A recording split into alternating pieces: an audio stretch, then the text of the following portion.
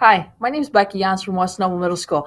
I want to take just a few minutes today to talk to you about a program called Cowboy Ethics.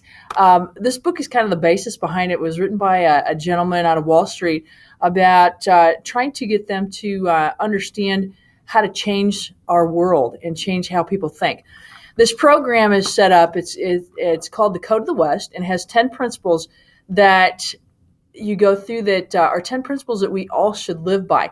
The principles are not rules. And I think with middle school kids, I've been teaching middle school kids for a long time, and middle school kids like to break rules.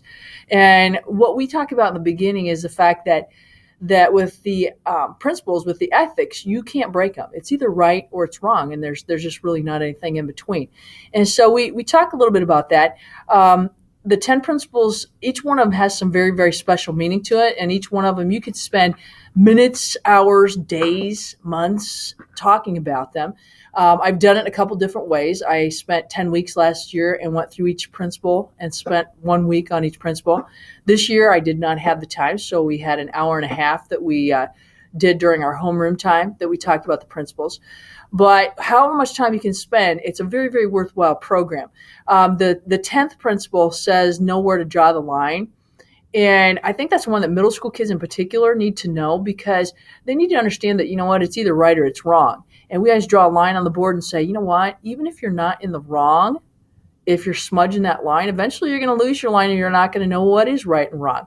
And so lots of really meaningful conversations come out of it. When my kids get done, they get a cowboy ethics card, and they wear them on their IDs, and it's a big deal. The kids love having them. It's kind of like a graduation. It's even got to the point where my principal wears one all the time, and my other staff members are like, hey, we want one too. Very worth your time.